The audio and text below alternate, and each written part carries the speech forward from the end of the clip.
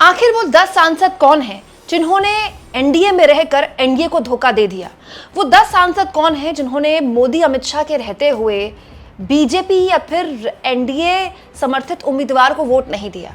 दोस्तों, उपराष्ट्रपति चुनाव खत्म हो चुका है, आरोप प्रत्यारोप का काम भी खत्म हो चुका है। जिसने क्रॉस वोटिंग की नहीं की, सारी बातें, सारे विश्लेषण हो चुके हैं। लेकिन आज मैं इस वीडियो के जरिए आपको एक ऐसी जानकारी दूंगी जो अभी तक किसी ने भी नहीं दी है।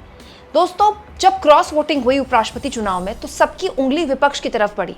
लेकिन क्या आप सोच सकते हैं कि विपक्ष की तरफ से अगर क्रॉस वोटिंग हुई है तो सत्ता पक्ष की तरफ से भी 10 सांसद हैं। जी हां दोस्तों, एनडीए के ऐसे 10 सांसद हैं जिन्होंने मोदी अमित शाह के रहते हुए एनडीए को धोखा दिया, जानकर, समझकर, ये जानते समझते हुए भी कि अगर वो ऐसा करेंगे तो उन पर नजर गहरी पड़ जाएगी।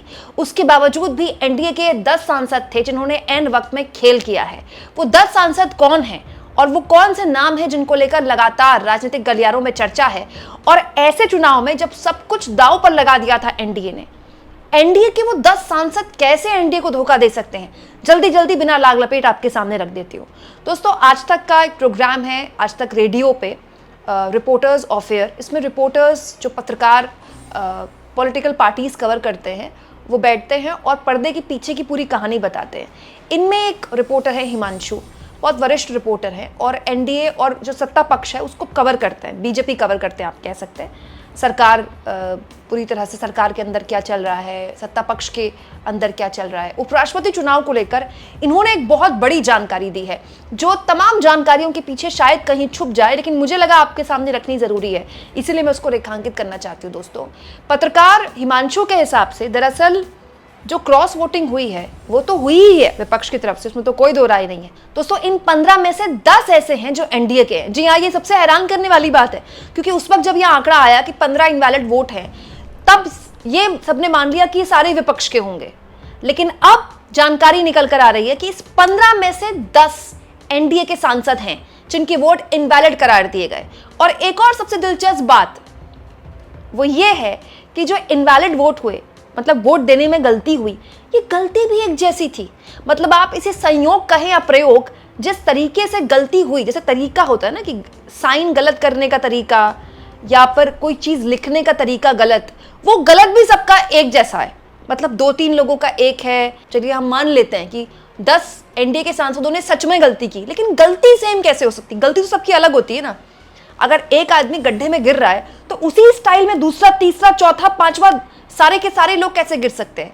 ये बताता है कि न केवल गलती सोच समझ के की गई ताकि वोट इनवैलिड हो जाए उनके, बल्कि इसमें एक पूरा पैटर्न तैयार किया गया कि गलती भी करेंगे तो इस पैटर्न से करेंगे। मतलब गलती करने वालों ने पहले क्या तय किया था कि हम ऐसे गलती करेंगे, तुम ऐसे गलती करना, तो हम जो है 10 एनडीए के सांसद जो हैं उनके वोट इनवैलिड हो जाएंगे। अब दोस्तों, ये कितनी हैरान करने वाली बात है, क्योंकि अभी तक विपक्ष की तरफ से खूब आलोचना हुई, हमने भी बहुत से वीडियोस बनाए और सच्चाई है कि विपक्ष की तरफ से क्रॉस वोटिंग तो हुई है, इसमें तो कोई दो राय है ही नहीं। लेकिन सत्ता पक्ष के वो 10 सांसद कौन हैं जिनकी तरफ से इतने बड़े स्तर पर, इतने इंपॉर्टेंट चुनाव में क्रॉस वोटिंग कर दी गई, तब जबकि वो जानते थे कि सब पर नजर आला कमान की है। अच्छा, इसमें कुछ दिलचस्प बातें और निकल कर आई हैं, तो मुझे लगा मैं आपके सामने रख दूं।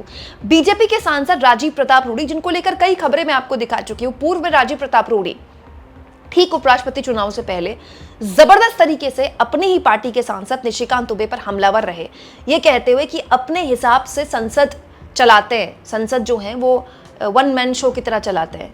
निशिकांत दुबे पर बीजेपी सांसद ने, राजीव प्रताप रूडी ने आरोप लगा दिए। कॉन्स्टिट्यूशन क्लब में भी जो चुनाव जीते थे वो राजीव प्रताप रूडी जीते थे। दोस्तों, निशिकांत दुबे का जो समर्थित कैंडिडेट थे संजीव बालियान, उनके खिलाफ राजीव प्रताप रूडी को लेकर एक जानकारी निकल कर आई है। मैं आपको लगातार उपराष्ट्रपति चुनाव के वक्त खबर दिखा रही थी कि जो मंत्री हैं, मंत्री बड़े बड़े, उनके बाकायदा उनको एक जिम्मेदारी दी गई कि इन सांसदों को आप अपने घर में नाश्ता कराएंगे, फिर उनको सब संसद लेकर आएंगे। बाड़ेबंदी की गई थी, मैंने आपको दिखाई थी ये वीडियो उस दिन। तो जैसे किरण रिजिजू को जिम्मेदारी दी गई थी, जो नित्यानंद राय हैं, बिहार से सांसद आते हैं, मोदी जी के मंत्री हैं, उनको बिहार, झारखंड के सांसदों को, एनडीए सांसदों को एकत्रित करके अपने घर में नाश्ता कराने और उसके बाद संसद पहुंचाने की जिम्मेदारी दी गई थी। लेकिन इस बीजेपी और एनडीए के जो सांसद थे बिहार, झारखंड में, इसमें राजीव प्रताप रूडी भी आते हैं, लेकिन राजीव प्रताप रूडी यहाँ नहीं आए। सबकी नजर इस बात पर उस दिन भी थी कि जिस दिन वोटिंग थी उस दिन सुबह राजीव प्रताप रूडी नित्यानंद राय के घर में नहीं आए। इनफैक्ट अब जानकारी ये भी निकल कर आई है कि एक कार्यकर्ताओं का एक सम्मेलन बनाया गया था, याद होगा आपको, उपराष्ट्रपति चुनाव के 1-1.5 दिन पहले शायद एक खबर आई थी, मैंने आपको दिखाई भी थी, जिसमें जो प्रधानमंत्री हैं वो सबसे पीछे बैठे थे। तो बड़ी तारीफें उनकी इस बात पर हुई कि देखिए एक आम कार्यकर्ता की तरह पीएम होकर पीछे बैठे हैं। वो बेसिकली एक कार्यशाला आयोजित की गई थी जिसमें एनडीए के जितने भी सांसद थे उनको बताया गया था कि आपको गलती नहीं करनी, आपको ऐसे वोट करना है, क्योंकि ज़रा से भी ऊपर नीचे गलती होती तो इनवैलिड वोट हो जाता है। उस कार्यशाला में भी राजीव प्रताप रूडी नहीं आए थे। हालांकि जब वो नाश्ते के लिए नहीं आए तो ये बताया गया कि उनकी तबीयत थोड़ी सी ठीक नहीं है, तो उनसे मतलब पार्टी लगातार उनके कांटेक्ट में थी। पार्टी से उन्होंने कहा कि मैं सीधे संसद पहुंच जाऊंगा, मैं वोट करने पहुंच जाऊंगा, सुनिश्चित किया राजीव प्रताप रूडी ने। लेकिन राजीव प्रताप रूडी एनडीए की कार्यशाला बैठक में भी नहीं आए, राजीव प्रताप रूडी नाश्ते का कार्यक्रम जो था उसमें भी नहीं आए। हालांकि राजीव प्रताप रूडी की जो नाराजगी है वो तो जग जाहिर है, सबके सामने है, लेकिन राजीव प्रताप रूडी को लेकर जो खबरें इस बीच चली मुझे लगा आपके सामने रखी जाए। एक और जानकारी दोस्तों बड़ी हैरान करने वाली है, चिराग पासवान को लेकर भी बड़ी इंपॉर्टेंट जानकारी निकल कर आई है। जो एनडीए के सहयोगियों की, जो एनडीए के सांसदों की नाश्ता पार्टी हुई नित्यानंद राय के घर में, यहां चिराग पासवान भी नहीं थे। चिराग पासवान एनडीए के इतने बड़े नेता हैं और बिहार से आते हैं, और झारखंड के सांसदों का ही नित्यानंद राय के घर में नाश्ता पार्टी हो रही थी, लेकिन चिराग पासवान यहाँ नहीं थे। जब उनसे बात की गई तो उन्होंने कहा कि उनके पिताजी को लेकर कोई पूजन चल रहा है उनके घर में, उस पूजन के बाद वो सीधे संसद पहुंच जाएंगे।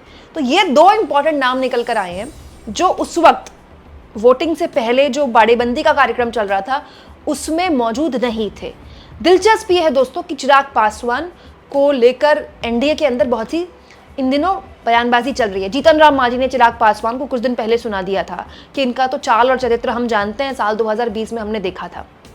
चिराग पासवान की पार्टी अभी टिकट बंटवारे को लेकर काफ़ी नाराज चल रही है। दोस्तों चिराग पासवान चाहते हैं कि उनकी पार्टी को जो उनकी दावेदारी है वो ज़्यादा सीटें चाहते हैं। लेकिन दिलचस्प ये है दोस्तों कि ये 2 नाम अभी निकल कर आए हैं।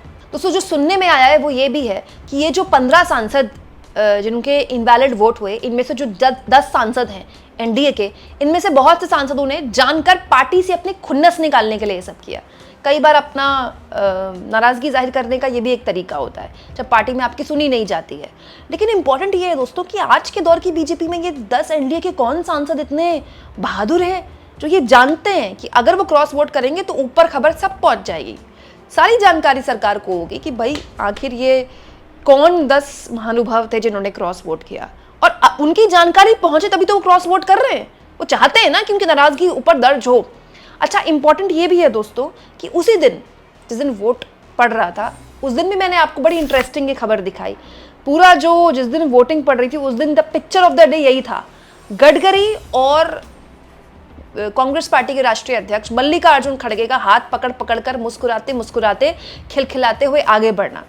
ये बताता है कि नितिन गडकरी और मल्लिकार्जुन खड़गे ऑफ पार्टी मतलब अक्रॉस पार्टी लाइन उनकी बातचीत है। हालांकि अक्रॉस पार्टी लाइन सबकी बातचीत होती है, सब एक दूसरे से बातचीत करते हैं, लेकिन उस दिन वोटिंग के दिन ये जो वीडियो थी ये सबकी चर्चा का केंद्र बनी हुई थी।